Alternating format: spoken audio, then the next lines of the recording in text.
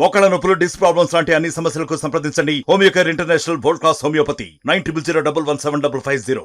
Steel plant ఈరోజు రాష్ట్రంలో ఒక ప్రధానమైనటువంటి విషయంగా, అలాగే రాష్ట్ర ప్రభుత్వానికి వచ్చినటువంటి అవకాశాన్ని ఉపయోగించుకొని మేము దీన్ని కాపాడుతామని రాష్ట్ర ప్రభుత్వం చెబుతున్నారు. కానీ కేంద్ర బీజేపీ ప్రభుత్వం గతంలో ప్రభుత్వం ఏ విధమైనటువంటి పద్ధతిలో వ్యవహరించిందో ఇప్పుడు కూడా అదే రకమైనటువంటి పద్ధతిలో కొత్త ప్రభుత్వం వచ్చిన తర్వాత కూడా వ్యవహరిస్తూ ఉన్నది. విశాఖ స్టీల్ ప్లాంట్ ఆస్తులు, అది హైదరాబాద్ మార్కెట్ యార్డ్ కానీ, చెన్నై మార్కెటింగ్ యార్డులు కానీ, అట్లాగే ఇతర ఆస్తులు కానీ, ఆస్తులు అమ్మి స్టీల్ ప్లాంట్ని కాపాడుతాం అనేటువంటి వంకతో, కానీ దేశంలో ఇంతవరకు ఇప్పుడు కూడా ఏ పరిశ్రమలో కూడా ఆస్తులు అమ్మకం ప్రారంభించిన తర్వాత అది చివరిదాకా ఆస్తులు అమ్మడమే తప్ప దాన్ని కాపాడిన సందర్భం లేదు, గత ప్రభుత్వం కానీ ఈ ప్రభుత్వం కానీ. అందుకని ఆస్తులు అమ్మడం ముందు ఆపండి, స్టీల్ ప్లాంట్ వ్యతిరేక చర్యల్ని ముందు ఆపండి. బీజేపీ ప్రభుత్వం డ్రామాలు చేయొద్దు. నిన్ననే స్టీల్ శాఖ మంత్రికి మెమరాండం ఇచ్చారు పురంధరేశ్వర్ గారు. ప్రధానమంత్రి గారికి ఎందుకు ఇవ్వలేదని అడుగుతున్నాను. ప్రధానమంత్రిని కలవడం ఆమె పెద్ద కష్టమైనటువంటి పని కాదు, కానీ సమాధానం చెప్పాలి. కేంద్ర ప్రభుత్వం దగ్గర ఎల్ఓసి పెండింగ్ ఉంది. ఎల్ఓసిని ఆమోదిస్తే ఆటోమేటిక్గా బ్యాంకులు రుణాలు ఇస్తాయి. బ్యాంకులు రుణాలు ఇవ్వలేదని పేరు చెప్పి, అలాగే ముడిసరుకి కొనుక్కోవడానికి నిర్వహణ వ్యయం లేదని వంక చెప్పి ఈరోజు జిందాల్తో తప్పుడు ఒప్పందం చేశారు. ఇప్పుడు కూడా అదే పద్ధతిని కొనసాగిస్తూ ఉన్నారు. అందుకని కొత్త ప్రభుత్వం వచ్చిన తర్వాత మార్పు ఏమీ లేదు, డ్రామా మాత్రమే మార్పు. నేరుగా ఇదివరకు మేము విశాఖ స్టీల్ ప్లాంట్ని ప్రైవేటీకరణ చేస్తాం అని నిన్న మెమరాండం ఇచ్చిన వాళ్ళందరూ మాట్లాడిన వాళ్ళు, మీ క్లిప్పింగ్స్ చూస్తే అన్నీ అర్థమవుతాయి. మాధవ్ దగ్గర నుంచి అందరూ కూడా మా విధానం ప్రైవేటీకరణ, మేము వైజాగ్ స్టీల్ ప్లాంట్తో సహా అన్నీ ప్రైవేట్ చేస్తామని చెప్పిన వారే. ఇప్పుడు ఆ మాట నేరుగా మాట్లాడకుండా కిషన్ రెడ్డి గారు ఇప్పుడే ప్రైవేట్ చేయం అంటే తర్వాత చేస్తాం, ఇటువంటి పద్ధతుల్లో బీజేపీ నాటకాలు ఆడుతుంది, డ్రామాలు ఆడుతూ ఉంది. ఆంధ్రప్రదేశ్ ప్రజానీకం దీన్ని ఎటువంటి పరిస్థితులు అంగీకరించరు. కాబట్టి కేంద్ర ప్రభుత్వం మీ వైఖరి మార్చుకొని విశాఖ స్టీల్ ప్లాంటు రక్షణ కోసం మీరేమి అదనంగా సెయిల్లో కలపడం, విలీనం చేయడాన్ని ఎవరు అడ్డుకోవడం వల్ల మీరు వెంటనే విలీనం చేయండి. విలీనం చేయడానికి ఎటువంటి చర్యలు తీసుకోవాలో బోర్డులు ఆమోదించాలి. అది 24 గంటల్లో బోర్డు మీటింగ్ జరపచ్చు. బోర్డులు ఆమోదం అయిన తర్వాత మినిస్ట్రీ క్యాబినెట్ ఆమోదం తీసుకోవాలి. ఇవన్నీ కూడా మీరు చేయాలనుకుంటే వారం 10 రోజుల్లోనే చేయగలరు. కానీ మీరు కావాలని ఇప్పటివరకు అటువంటి చర్యలు చేపట్టడం లేదు. రాష్ట్రం, కేంద్రం కొన్ని నిర్ణయాలు ఆల్రెడీ ప్రభుత్వాలు రాగానే చేశారు.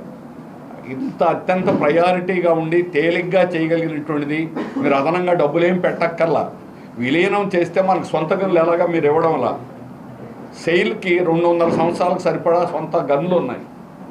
అందువల్ల గన్నులు ఇస్తే మనకు దేశంలో అందరికంటే నంబర్ 1 స్టీల్ ప్లాంట్గా నడపగలం. కానీ మీరేం చేస్తున్నారు, ఉత్పత్తిని తగ్గించారు.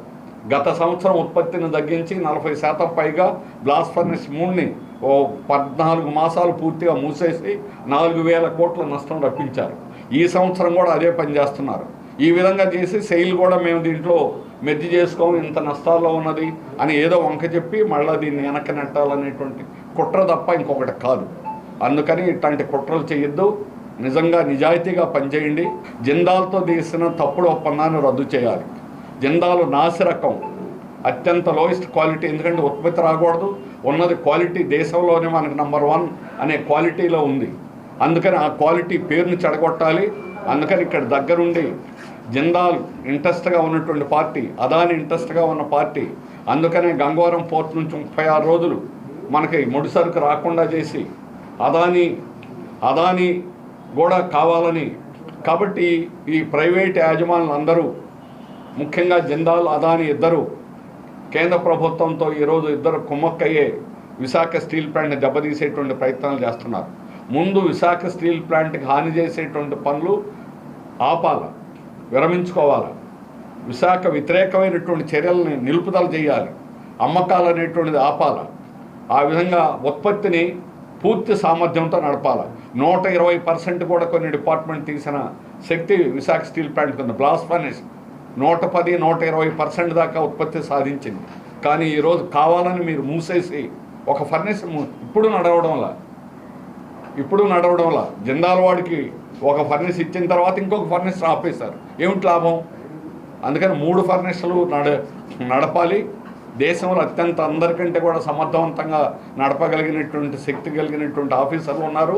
కానీ సిఎండి డైరెక్టర్లు వీరు ఆర్ఎస్ఎస్ బీజేపీ ఏజెంట్ లాంటి వాళ్ళని వేసుకొని వాళ్ళ ద్వారా ప్రతిరోజు కేంద్ర స్టీల్ మినిస్ట్రీ నుంచి ఏ రోజు ఏది ఎలా చెడగొట్టాలి, ఏది హాని చేయాలి, ప్రతిరోజు ఒప్పందాలు ఉంటాయి. ఇంత పెద్ద ప్లాంట్కి సంబంధించి ప్రతి డీల్లోనూ అవినీతి జరుగుతుంది. మా వాళ్ళు చూపిస్తారు ఎటువంటి రా మెటీరియల్ సప్లై చేస్తున్నారు. వాళ్ళు చేసిన ఒప్పందం ఇక్కడ విశాఖపట్నంలో ఒక డిఫెన్స్ కంపెనీ మాకు 5 కోట్లు స్టీల్ కావాలని 5 కోట్లు డబ్బులు కట్టారు. కానీ వాళ్ళకి ఇవ్వాల 5 కోట్లు మెటీరియల్ కావాలని డబ్బులు కట్టారు. డబ్బులు కట్టిన వాళ్ళకి కూడా ఇవ్వాల డిఫెన్స్. ఎందుకంటే బయట విదేశాల నుంచి తీసుకోకూడదు. అసలు Vizag steel plant best quality. ఆ కంపెనీ నేను చెప్పడం నా దగ్గర ఆధారాలతో సహా ఉన్నాయి. కానీ వాళ్ళకి 5 కోట్లు డబ్బులు ముందు కట్టినా 6 నెలలు దాకా 1 టన్ను కూడా ఇవ్వాల. అప్పుడు దాన్ని వాళ్ళు ఇక్కడ రద్దు చేసుకొని సెయిల్కి వెళ్లాల్సిన పరిస్థితి వచ్చింది. కావాలని ఇవన్నీ కూడా విశాఖ స్టీల్ దెబ్బతీయాలని ఇప్పటికీ కూడా అదే పద్ధతిలో బీజేపీ 3వసారి వచ్చిన ప్రభుత్వం కూడా అదే పద్ధతిలో కొనసాగిస్తున్నది.